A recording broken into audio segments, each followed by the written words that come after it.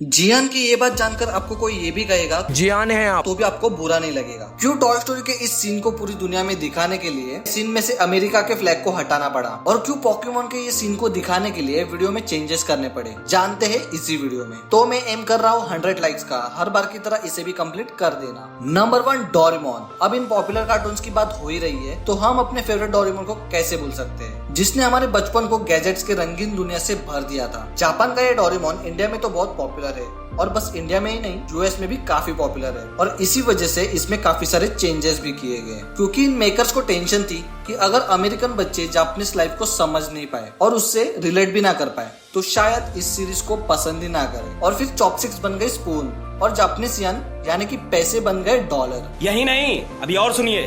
उसके अलावा इसमें और भी छोटे मोटे चेंजेस किए गए हैं, पर इंडिया में इंडियन करेंसी नहीं जापानीज करेंसी ही दिखाई जाती है, क्योंकि इस शो का रियल फील हमें जापान से ही मिलता है, ना कि अमेरिका से। और यहाँ डोरेमोन के कैरेक्टर्स का नाम भी बहुत अलग है। यहाँ सुनियो का नाम है स्नीच, जियान का नाम है बिग जी, उसकी बहन जैको का लिटिल जी, तमा का टैमी और डेकिसुकी का एस। और आपको अगर जानना है कि नोबिता का नाम क्या था तो आप मुझे कमेंट करके पूछना, मैं वहाँ पे आपको बता दूंगा। तो दोस्तों मैं आपसे पूछूं कि डोरेमोन में वो कौन सा कैरेक्टर है जिसकी आवाज सबसे भयानक है, तो आप में से सारे ही जियान का नाम लेंगे। पर क्या आपको पता है कि एक्चुअली हमारा हिंदी वाला जियान बहुत सुरीला गाता है, और ये आप भी कहोगे जब आप हिंदी वाले जियान के गाने का ओरिजिनल जापानीज वर्जन में सुनोगे। तो पहले हिंदी वाले का सुनते हैं।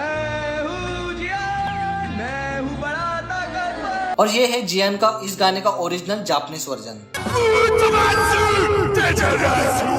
बंद करो हाथ जोड़ के मैं।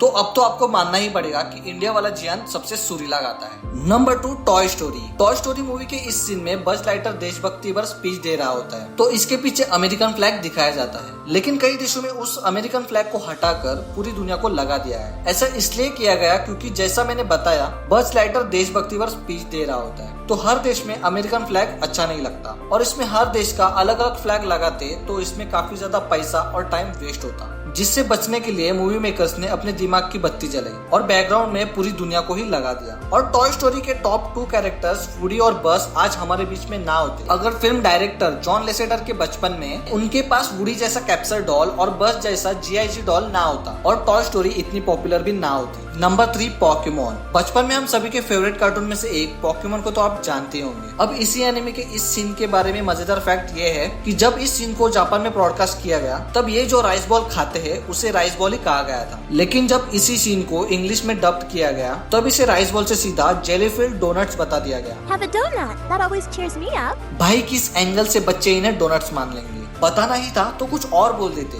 हमारे यहाँ ऐसा ही होता है। तो दोस्तों ये थे कुछ कार्टून्स जो बाकी कंट्रीज में कुछ अलग दिखाए जाते हैं कुछ रीजंस की वजह से। तो आगे आप ऐसे ही कई सारे फैक्ट्स को जान सकते हो, तो चैनल को सब्सक्राइब जरूर करना। धन्यवाद।